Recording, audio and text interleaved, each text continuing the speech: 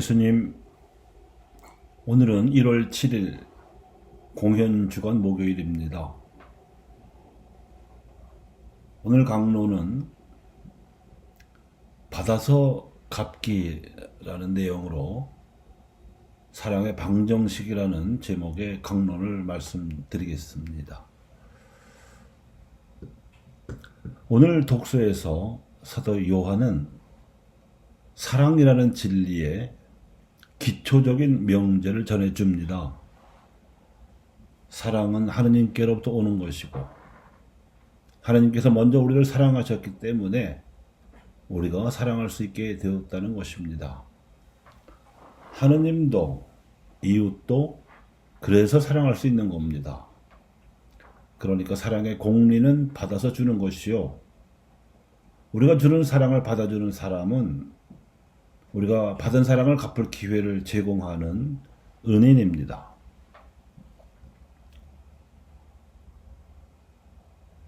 우리가 지금 전례력상으로 보내고 있는 공현 시기는 한 처음에 하느님과 함께 세상을 창조하신 분이 세상의 구원자로 태어나셔서 온 인류에게 영원한 빛을 보여주시는 은총을 기억하는 때이고, 동시에 우리가 하느님 백성으로서 구원자께서 비춰주신 그 찬란한 빛을 받아서 우리도 세상에 반사해야 하는 때입니다. 그러니까 우리가 구세주를 경배한다는 것은 이 기억과 반사의 행동을 우리가 주체가 되어서 해내는 것을 말합니다. 그런데 우리가 해마다 이 공현의 계시를 성탄 시기를 마치면서 공현의 이름으로 되풀이하는 이유는 세상이 공현 계시 안에 담겨있는 사랑에 대하여 진리와는 정반대로 알고 행하다가 후회하기를 반복하고 있기 때문입니다. 세상에서 사랑이 어떻게 이루어지는지를 보여주는 한 일화가 있습니다. 힘들게 해서 미안해. 같이 살아줘서 고마워. 여기서 더 이상 힘들게 있지 말고 어서 가. 사랑해. 아내가 임종하는 순간에 45년을 함께 산 남편이 한 작별 인사입니다. 아내를 보내고 나서 문상을 온 지인들에게 그가 털어놓은 고백은 이러했습니다. 함께 살 때는 몰랐어. 함께 살 때는 철천지 원수 같았거든.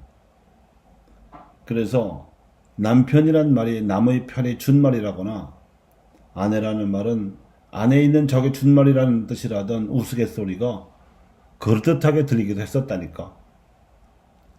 부부로 살아온 45년 동안 우리는 서로를 힘들게 하는 존재였던 것 같아. 그런데 막상 그랬던 집사람이 세상을 떠난다니까 서로 그렇게나 힘들게 했으면서도 그럼에도 서로 떨어지지 않고 함께 살아온 게 이게 사랑인가 하는 생각이 들더군. 그걸 아내가 숨을 거두던 마지막 임종 때에 알았네.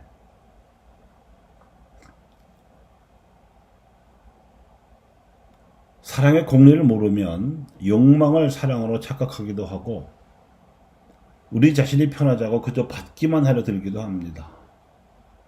하지만 사랑은 받아서 주는 것입니다. 하느님한테서도 그렇고 부모님으로부터도 그렇습니다. 부모님께로부터 받은 사랑을 자기 자녀에게 갚으며 사는 것이 인생입니다.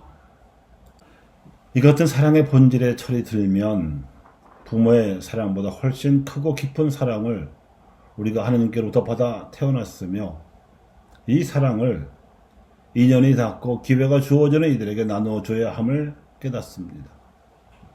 비록 그들이 우리에게 되갚지 않아도 그들은 우리가 짊어진 사랑의 빚을 갚을 기회를 주었다는 것만으로도 고마운 존재들입니다.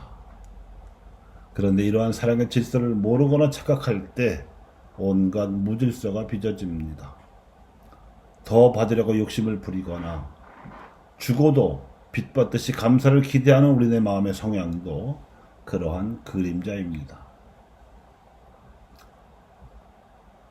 인생 말년을 보내시는 노인들께서 이러한 사랑의 방정식을 풀지 못해서 불효하는 장성한 자식들 때문에 마음고생을 많이 하십니다. 자신도 자기 부모에게서 받은 사랑을 자식에게 갚은 것이면서도 그렇습니다. 젊은 시절에는 자신도 노부모에게 감사하기보다는 아직 어린 자기 자식들에게 마음을 빼앗기고 살았으면서도 그렇습니다. 계산이 잘못된 거죠.